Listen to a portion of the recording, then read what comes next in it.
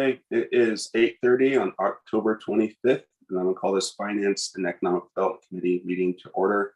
We have an agenda. Can I get a motion to approve? Move to approve the agenda as published. Second.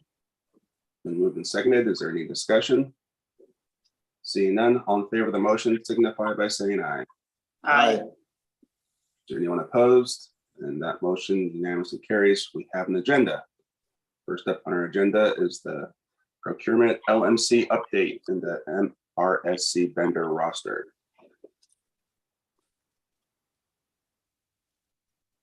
Good morning, council members.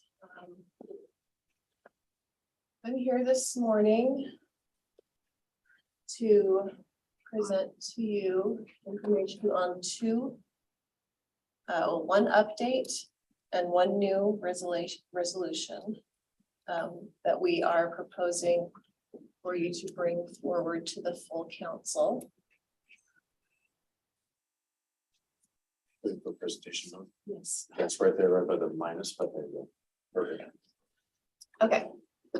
So the first one that I wanted to talk about is the MRSC vendor roster. So you might already be familiar with MRSC. We use them for our small works roster and for our consultant roster. And so as part of that service that we already pay for, so no additional funds, city, we can use the vendor roster.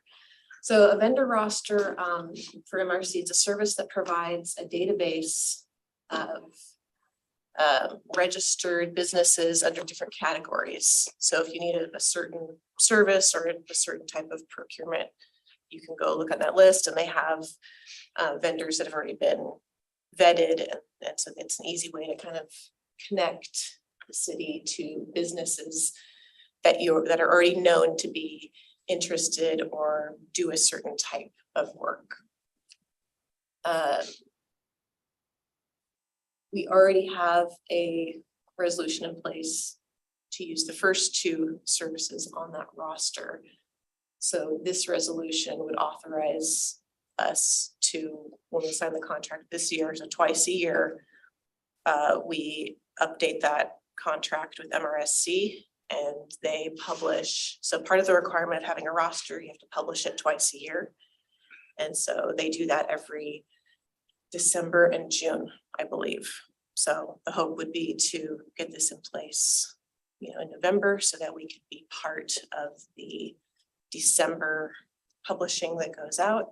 So then that we have that service available to us. So again, no additional cost to the city because we are already paying for the MRSC services. Comes as a package deal. We just didn't. We probably should have just included it in the last resolution and just changes. Here's just some examples we pulled of the types of some of the types of vendor products that are on the roster. It varies from equipment, vehicle maintenance, purchased services, all sorts of stuff. Probably a lot of stuff we wouldn't even need, but there's all sorts of stuff on there that the city could make use of. I'm supposing this is for services that are small enough that we're not going out in an RFP process, in other words. So the roster doesn't necessarily have to do with the process. It's more just like a list where we could. So if the process we were following was that we were going to get 3 quotes, this would just be a list of places that we could get 3 quotes from, but it wouldn't prevent us from being able to still call other people to get quotes as well. So it's sort of just a tool to help give us. So it doesn't change any of our processes. It doesn't change when we go out for an RFP or any of that. No, it's basically just a list of services that we're allowed to use for. It's more, think of it as connecting. It's the small works roster is a little bit different because that's for public works. That requires there's more laws associated with that. So our public works, small works process is a little bit more detailed for purchases. It's not. It's more of a, this is a list of services. And do we have a policy? I know this comes up quite often when talking to businesses around Lacey, that they wonder why we don't use a Lacey business for some of this. Do we have a policy in place that we would call a Lacey business if they were on this list first? So we don't currently have, right now, our procurement policy is very simplistic and it doesn't really have much information at all. So part of this process that I'm going to explain is updating our procurement policy to include information. But part of the problem right now is that the process that we have written in the LMC requires us to do sealed bids. So they're for over 15,000. So there is no Sure. calling a Lacey business if it's $16,000 and saying, hey, can you give us a quote? Because it's, for even a $16,000 purchase, we're having to get, But there's a lot of purchases under $16,000 that we can be using Lacey businesses on. So currently our purchasing policy is very simplistic and it does not include any of that sort of information. It simply just says, this is how you get 3 quotes. It's very simplistic, so. Mr. Mayor, it's actually not a legal. We can't legally restrict purchasing to local businesses.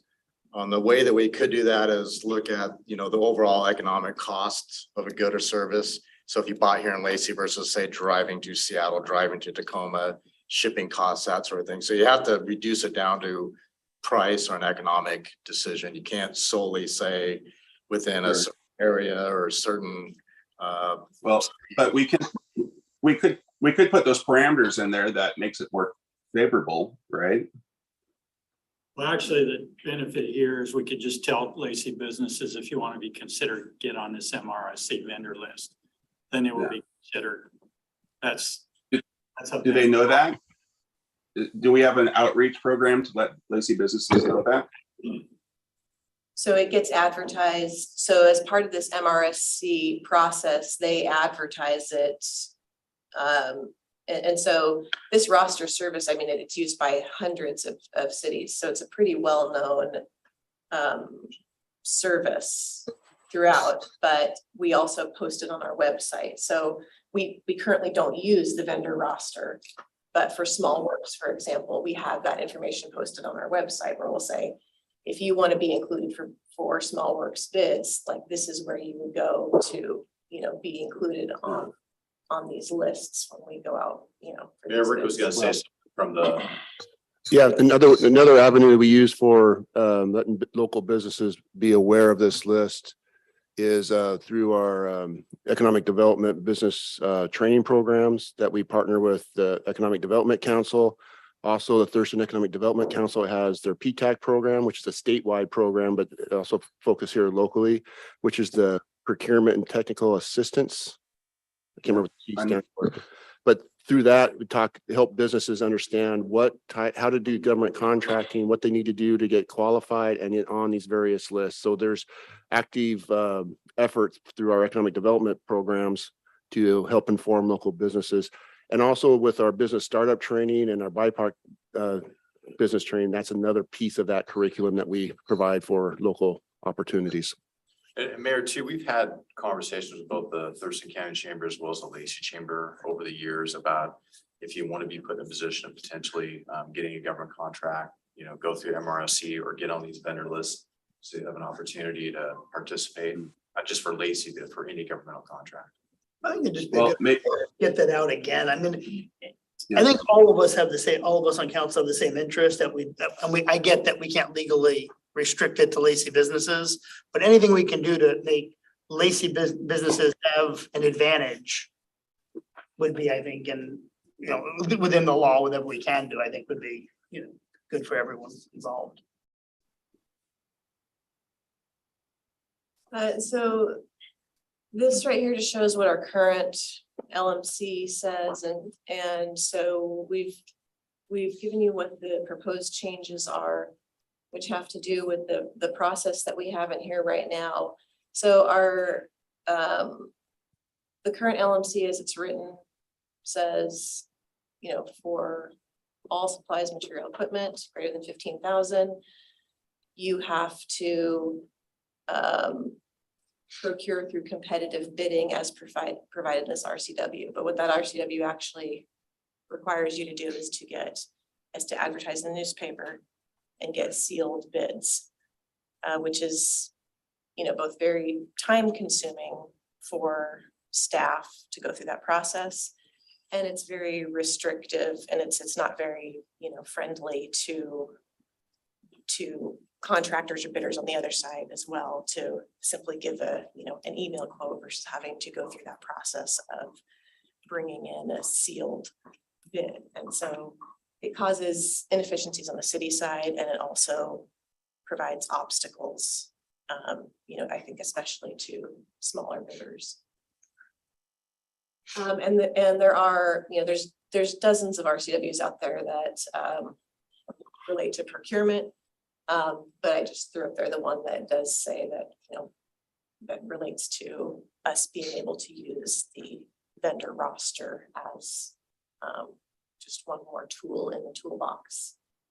Is the $15,000 threshold, is that by RCW? No, that's.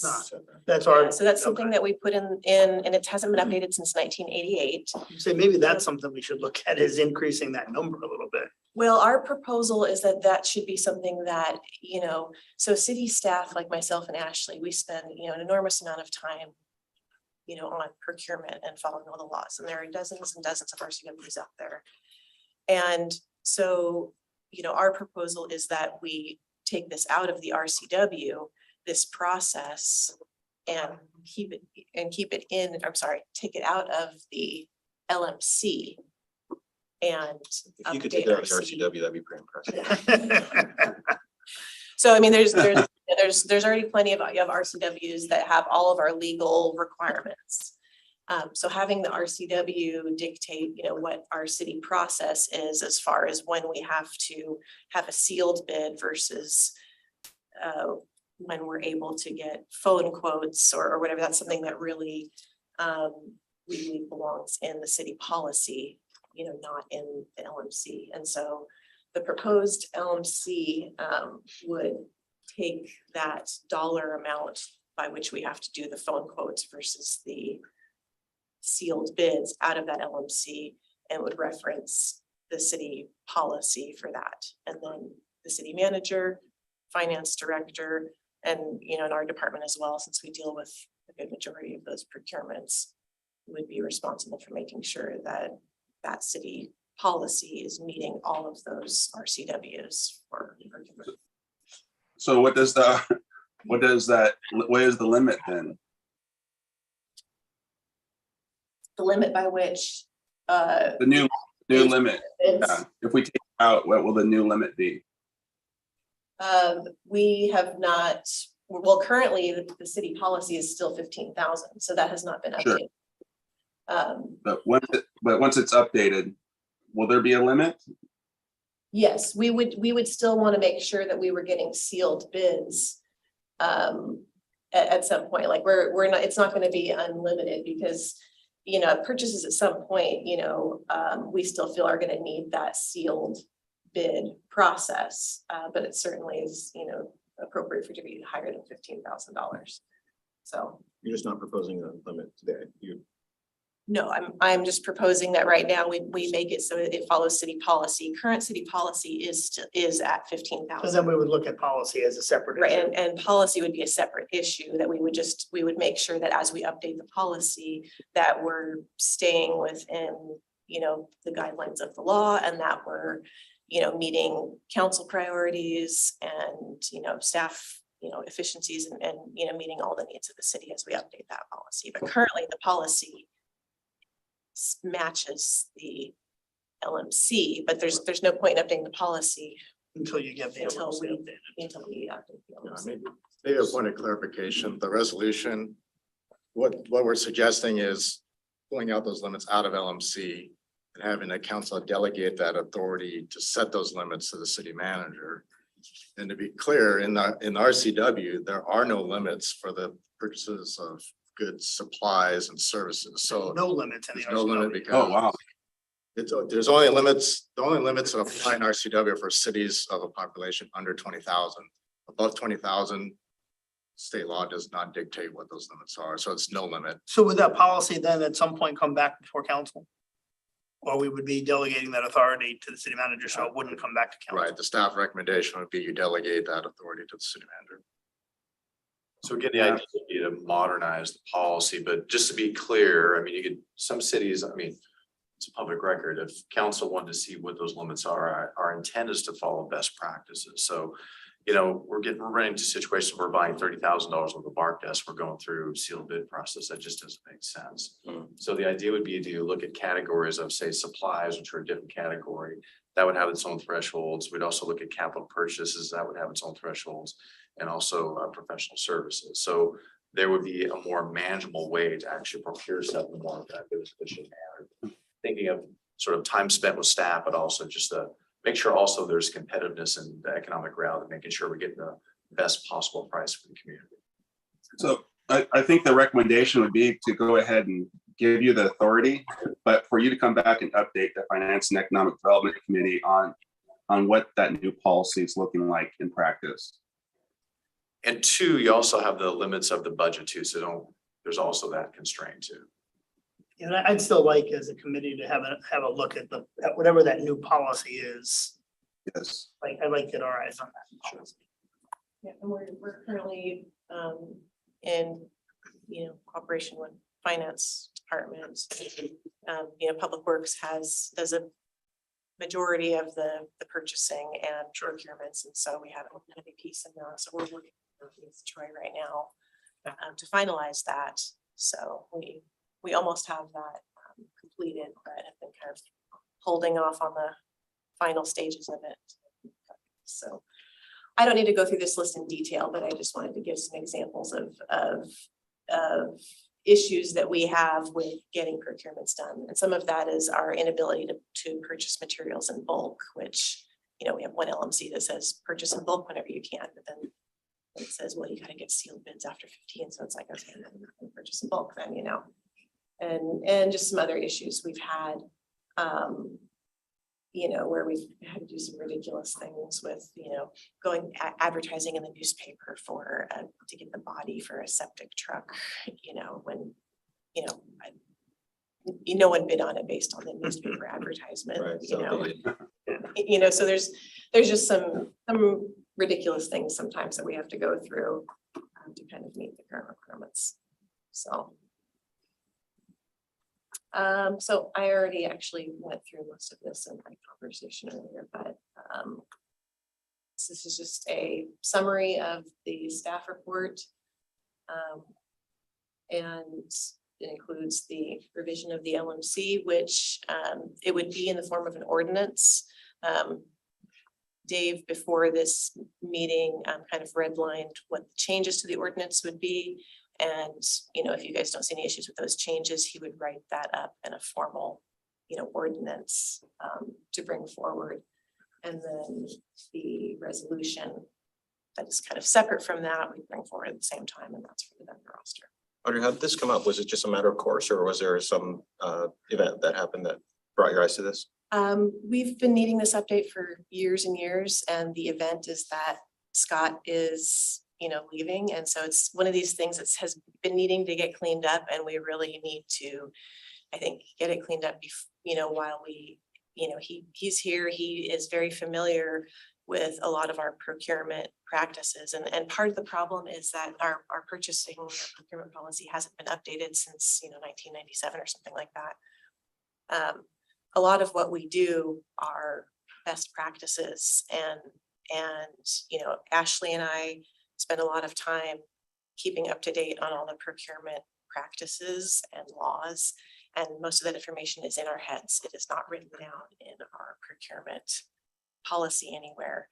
And so with, what we've seen with retirements, with staffing changes, with Scott leaving, we're really feeling the need to take our best practices and, the knowledge that we have, the laws, and actually write those down into a policy that, all staff is gonna be able to That's to a really follow good and idea. and make sure that we have consistency, after Scott leaves as well. I have a feeling we're gonna find a lot of instances like that where we're gonna need to get best practices into policy because we've just been following best policy and, who knows what's gonna happen with our next city manager. So I appreciate you updating this, and I move that we forward this proposed ordinance and resolution to the full city council for consideration and adoption. Is there a second? Second, It's been moved and seconded. Is there any further discussion? All in favor of that motion signify by saying aye. aye. If I can, Anyone opposed? Then that motion unanimously carries. We'll forward it on to council for consideration and adoption. And then at some point, we'll get an update on what the final policy looks like.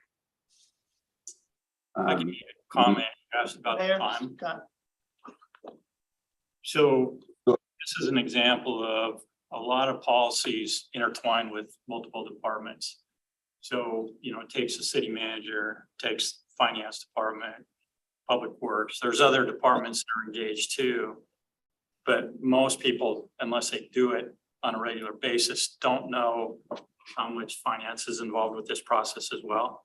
You just don't put out a contract for services and pay the bill, and that's the end of it. There's a lot more behind the scenes. So when you consider the availability of time of all these different departments to coordinate the update, that's part of the challenge in updates. Because, everybody has their, all their commitments, their time commitments. So Mhm. basically the city's juggling a lot of balls, and the different departments are juggling a lot of balls and coordinating that so that a policy can come through and get the review of all the departments. It's challenging. Well, yeah, hopefully with this update and the update of our credit card policy that we're starting to streamline some of this stuff. So next up is our property tax discussion. Troy. thank you. Thank you, Mr. Mayor. It's certainly budget season, so you're going to see a whole slew of things come before this committee and full council, of course. While I have the floor, I'd like to take a moment to recognize a couple of my staff, Christy Wolf, Financial Services Manager, and Chelsea Arwood, Accounting Supervisor. Council did a great job, and City Manager as well as recognizing our efforts, but it doesn't hurt to thank employees twice, so I'd like to do that. So property tax, you've seen the preview of this at the workshop that we conducted earlier this month. Pretty straightforward. We've been through this several times together. There's two actions that are needed for the property tax. You have to adopt a separate resolution that authorizes the 1% increase. As you know, the inflation has been very high. The inflation factor that we use to evaluate the maximum property tax increase is 6.4%. So quite a bit higher than we've seen historically. As a reminder to the committee, the legal limit is 1% or that inflation factor, whichever is less. So obviously we're quite a bit higher than 1%. For the purpose of the public and the committee, the 1% is equal to $80,466. You basically take 1% of the current year's levy times the current rate. So you end up with the $80,000. You do have a draft copy of the resolution. It basically states that, and council is authorized to take that 1%. You also have a draft of the property tax ordinance for 2023 that of course includes the general levy as well as two separate debt levies. There are some changes from the printed budget and as well as from what Scott presented just last week. In fact, there's been two changes to property tax since that time. And it will change it probably another 2 times before the council actually adopts, but Troy always does this to me. well, I don't want to place blame, but the county assessor changes the numbers. I mean, they're trying to get as accurate as they can, obviously. But the numbers haven't changed that significantly. One number that did change is we did receive the refund levy from the treasurer's office. And the refund levy comes from adjustments, refunds that happen throughout the year. That doesn't change the legal authorized amount the city can levy. It just shifts who pays for those taxes. So we're allowed to take that credit in the following year, and that amount was just over 13,000. Pretty small, actually. When you look historically, that's typically in the 50 to 60,000 range.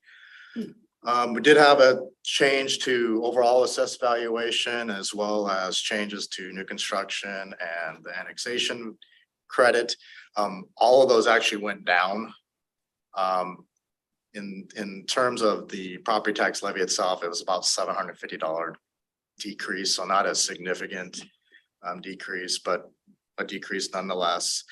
It changes the levy rate just slightly. It was about 67 cents per thousand. It goes to about 67.5 cents per thousand. So, Mr. Mayor, it's getting closer to my number, further from yours. But closer than what I guessed. Like I said, there's really slight adjustments to the property tax from what you've already seen publicly. Again, we'll see a couple more changes before November. I will point out as well, this is more of a 2024 issue, but next year is the last debt payment on one of our parks bonds. So the 2002, maybe it's 2003, but 2002, 2003 parks bonds, last payment will be made next December. So like this year, we'll see a decrease of that bond levy next year. So just wanted to deliver a bit of good news. So that is your property tax that you'll see come the revenue hearing that is next week. And then, of course, these could be discussed further in the other two budget hearings, but that's kind of where we're at in terms of property tax. So it says for 2023, there's an excess bond levy collection for the parks for 687,000. So is that we're collecting that, but it's not going to pay down the debt? No, it goes directly to the debt payment. So the authorized levy is equal to the annual debt service. Oh, okay. $7,000. That'll be okay, and that'll be the last time we collect it. For the 2012, we'll still have the 2015 refund of bonds, but it'll cut that levy in roughly half. Wow. So we are getting closer to the 50 cents after next year. Yes. Oh, I don't have any questions. Does anyone, this council have a question? Very straightforward. Okay, then let's go on to our utility rate ordinance 2023. Great. Thank you again, Mr. Mayor. You do have copies of 3 draft ordinances for utility rates next year: water, sewer, and stormwater.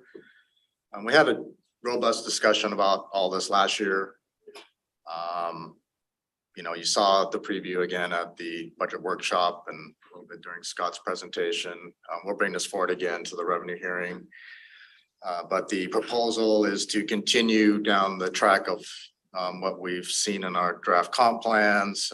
We do have an adopted comp plan for stormwater. So the 2023 rate proposal for water is a 5.25% increase.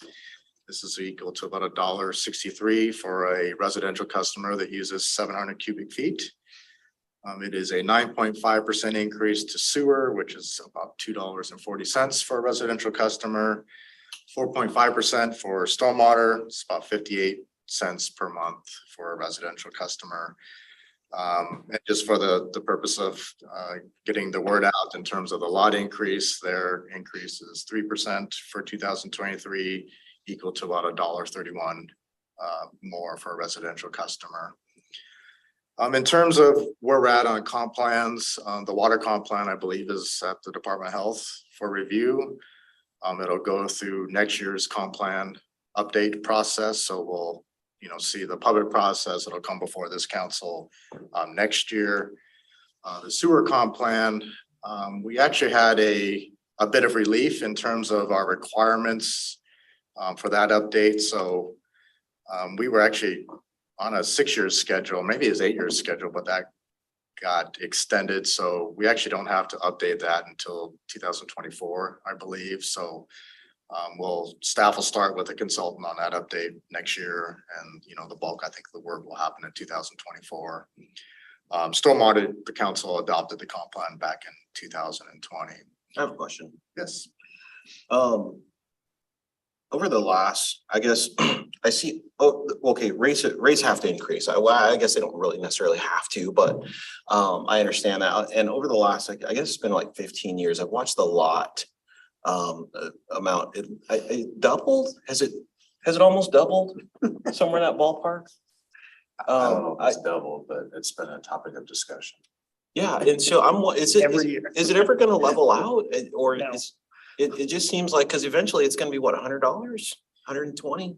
Somewhere in that ballpark for, I'm just trying to figure out, like, what, is there a stopping point? Is there a slowdown point? Is there a level point? Is there, or are we gonna? Well, and that's the same thing we can say about our rates too. I mean, if you really want to see what the biggest impact on taxes are in the city of Lacey, it's not our property taxes, it's our utility rate taxes that have, I believe, a much bigger impact on the average household over the course of a year, from year to year. And so the big question I've always had is, number one, we always talk about residential, we never talk about commercial. And so I still have a hard time seeing what this is doing to the commercial rates. And, that does have a major impact on businesses. Trust me, I use a business that uses a ton of water and sewer, even though I don't have hardly anything go to sewer because I recycle my water, but I get charged for every drop of, anyway, that's a different story. But it has a huge impact, of course, on my business when rates go up. And so I think the question everyone's asking, I mean, is it just going to go up forever and ever and ever, and we're just going to have to continue to raise our prices, which, inflation keeps going, it just keeps, it's a never ending story. And so, but what I'm curious about is, how are our rates actually meeting our projected budget? So last year, did the rates actually meet the projected budget, or did we actually bring in more money than we thought, or less money than we thought? And we don't necessarily get that update, right? Is how we're meeting our projected year over year budget, because that does have a big influence. If 1 year we brought in a ton more money than we thought we would have, you'd think that the rate could adjust for the following year to help compensate a little bit. But like I said, we don't really have that discussion. We just set it and sort of forget about it. And whatever we collect, we collect.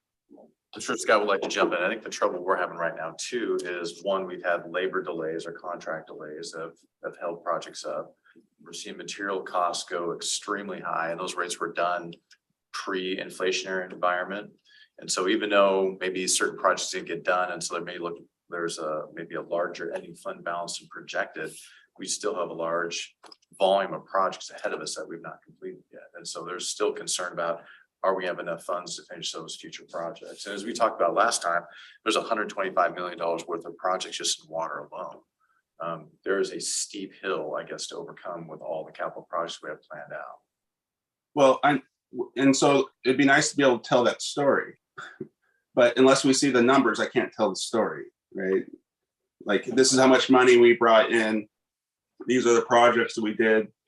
These projects were delayed, so we have these extra money, but we're, it'd be nice to get an update on the actual numbers. Well, we would be happy to put on a presentation, just like Rick's did, to show you all the projects that we're doing, all the projects that are in the queue. Be happy to do that, show you our process. That'd be great.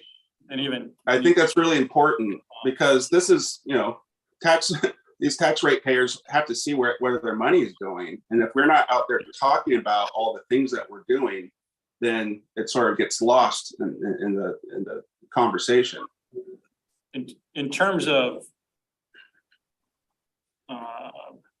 where we're at right now, yeah, we haven't met the burn rate for projects because of the reasons the city manager has. But I can guarantee you all know the hyperinflation we've gone through. So when we build those projects, they're gonna cost more. And then if you recall, in the multi-year rate plan, there was a lot of debt service. So, you know, worst case is that we have more reserves to reduce the debt service. But knowing that the projects are gonna cost more when they go out, you know, in the long run, yeah, we might be Well, not charging enough. You know, and then also. We're hoping sooner or later inflation's gonna level out, though. I mean, yes, inflation's super high right now, but I don't think anyone's expecting a year from now that the inflation continue to be this high. Sooner or later, the supply chain. Go backwards. Even if it levels off, this is your new starting place, right? So the projects are gonna cost more than when they were done in these comp plans, I would say. But I think a presentation similar to, like you mentioned, like what Rick did with, you know, his team did, Yeah. I think would be really helpful both for council and for the public, because we do raise the rates every year, right, typically, and I get it, we have to, because these projects, and I guess the question was asked, is it ever gonna end? The answer is probably no, right? Because as you finish the projects, there's just gonna be the next line of projects. Everything, infrastructure continues to get older and has to be repaired, replaced, all of that. So you're always gonna have to raise rates to keep that work being done, or the system fails. So, but I think it would be good to be able to give a better picture of that to the public, so they see what they're getting. Yeah. For the money they're spending, because, you know, we raise rates every year, and then you got the taxes on top of it, so I think it would be very good for the public. I would forecast that, yeah, rates, well, I mean, costs of goods and services and materials will never come back down to where they are for basic, you know, Econ 101 supply demand. You know, there's the number of people in the workforce is less, which means, you know, there's more competition for more challenges in building the materials. That's driving material costs up, not just, you know, domestic, but foreign as well. And then just getting people to build the work, you know, to do the jobs.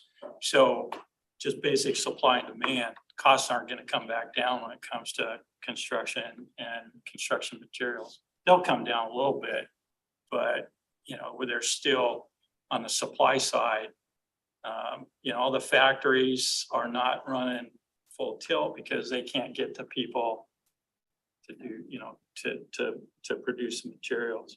But yeah, we'd be happy to together a presentation to show the status of the projects and the progress of projects. Yeah, I mean, that whole supply chain issue, I mean, it's affecting everything. Yeah. We were out looking at cars this past weekend, because my wife's car lease is coming up. There's no cars. When you go to car lots, they have one car on their lot, one new car. Gotta order it. Everything's gotta be ordered. I mean, it's crazy. I've never seen anything like it. So looking at this rate schedule, over the 5-year period, 2018 to 2023, it looks like roughly, it's not broken down in percentages, but it looks like about 31% increase.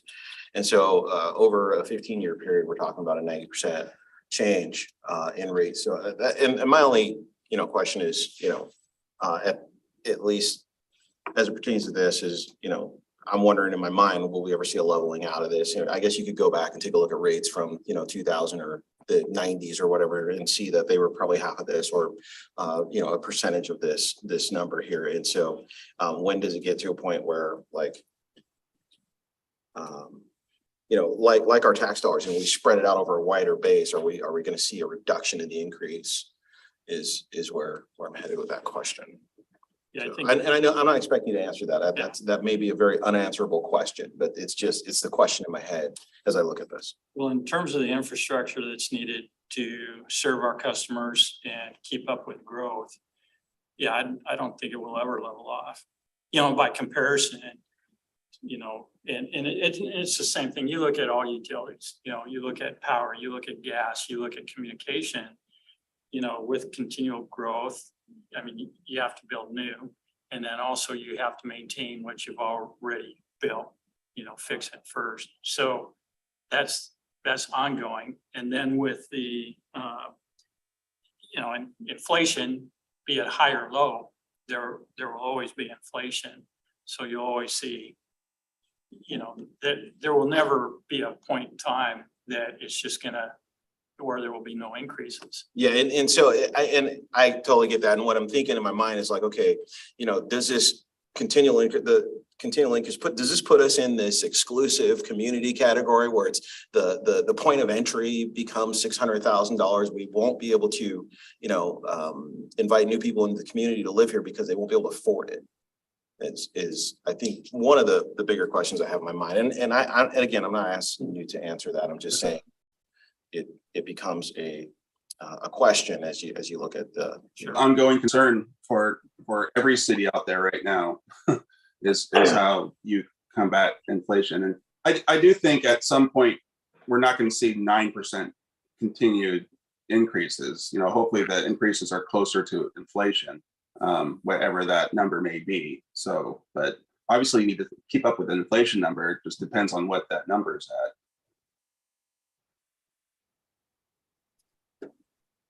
So is this the recommendation to forward it on to council, or is this just an update? No, this is just for information only. Again, we'll bring this back to the full council during the revenue hearing, and then adoption is scheduled for November 17th. And that goes the same for property tax. Okay, is there any other discussion? I would just bring up what I brought up at the last council meeting when we just talked about this, is I think at some point we should look at not necessarily doing this every year, since we have the rate studies done and we know what the next several years are gonna be. Maybe it's time to, you know, set the rate for X, you know, the change for, I don't know, 3 years, 5 years, whatever that is. For the length of the comp plan. Monthly comp plan, whatever, rather than doing this and going through it every year. Sure, next year would be a great timing for that with, you know, the public process of the water comp plan. Yeah, and then once you adopt the plan, instead of every year looking at, you know, in the increase, just 5-year plan or whatever it is. If we do something like that, we can change it if we had to in that. Sure. You know, what if we're able to save the public money and we don't always have to change it. increase? Well, it's kind of like the mayor said, his concern in doing that was always passing that on to future councils, but the future council can change it anytime. I mean, just like we can change anything that any past council has done. You know, I think sometimes it's out of mind. Will we see this? If we Yeah. set it and forget it, will we truly forget it? You know, and not revisit it and then have the opportunity to save, you know, our ratepayers something and it doesn't come before, so we don't even think about it. So that is the other question I have is, we always talk about residential, we never talk commercial. What is the effect on the commercial ratepayer on these new increases? The proposed Is rate, it all- it's across the board rate increases, but it's really difficult for commercial just because there's a different base. I mean, you know, one business is very different from the next. So we do tend to focus on the residential. But it is a proposed across the board rate increase, whether it be 5 1/4, 9 1/2, or 4 1/2. It's across the, you know, straight. So you're saying different commercial businesses get charged for rates? No, they pay the same rates. I'm just saying that there's vast differences between the water use, as an example, between different businesses. You know, a restaurant versus a manufacturing business, for example, may have very, very different water usage.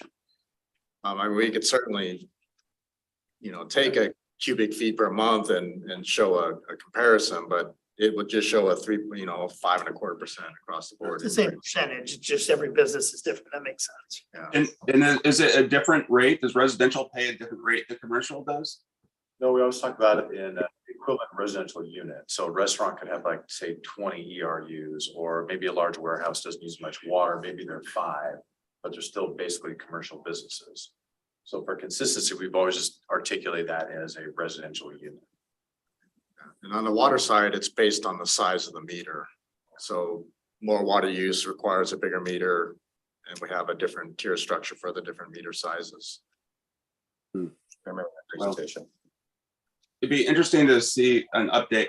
I've never had an update on the commercial side of things, ever. So it'd be nice to get an update, just basically how that's all. let's go on to our portfolio strategy discussion real quick. Sure, thanks again. We recently met with our investment advisor. We do that once a year to talk about strategy, what's happening in the market, if there are any proposed policy changes or any kind of direction in strategy. You can imagine that there wasn't anything definitive there. I mean, it's, Little volatility. yeah, every day there's something happening out there. So in short, there's no policy recommendations. So the council adopted new investment policy earlier this year, as a matter of fact, but there's no suggested changes. And just a reminder to the committee, and we did change from a 0 to 3 benchmark to 0 to 5. We also changed the minimum rating on commercial paper from AA to single A. The recommendation both from staff and this committee was to not invest in single A, even though policy does allow for it, just to make sure we're comfortable and kind of get a feel for what that market may do. And that's, I don't feel any different at this point. If the committee has different direction, be glad to accept that. We could start looking at single A paper, but at this point, I think we kind of stay steady with staying at that higher grade investments. The one change that was recommended was to shift more money from our liquid funds into our core longer term funds. And that recommendation is an additional 20 million. At the time we talked to the advisor, that was about 2 weeks ago, the difference in rate was 1.1%. So on 20 million, that's 220,000 per year. This would be invested at the longer end because we're still transitioning from that 0 to 3 to 0 to 5. So we need to stretch those investments to the 5-year. So $220,000 in that 5-year range, we're talking $1 million in difference in investment. I don't know what the market is right now today. I haven't looked, but at the time of that discussion, there was significant yield gain within that. So to give the committee comfort in terms of what that means for cash flow, 20 million is obviously a significant amount of money, but we have about $50 million that will be maturing in the next 12 months. So if you think about potential police station construction, there's enough cash flow, enough investments from maturing in that time frame that we could not reinvest those funds to make sure we have adequate cash flow. So we're feeling pretty comfortable in moving an additional 20 million to get that yield gain. So that's really the only strategy change that was discussed, and just really wanted to bring that before the committee to get input and make sure we're on the right track. That makes sense to me. 61 bips. 20 million seems like a lot to not be liquid, but I trust that you are comfortable with that number. It's a pretty big number. 50 million coming up in the next 12 months, though. I mean, it doesn't seem to really affect your liquidity that much that way. So We have a lot of money reserves. So best practices in terms of the range of how much money should be liquid is it's a big range. It's like 18 to 36%. For us to move that additional 20 million, that would get us in the 21, 22% range. So we're at the lower end, but having 20% liquidity is still, very strong and comfortable. But again, as Councilmember Greenstein said, we have a lot of money coming in maturity. So we do have a pretty strong comfort level in that. Okay. Well, I don't have any questions. I trust you are pointing us in the right direction on that. So we'll defer to your expertise. With that, is there any other business before before the committee? Seeing none, without objection, I will call this meeting adjourned.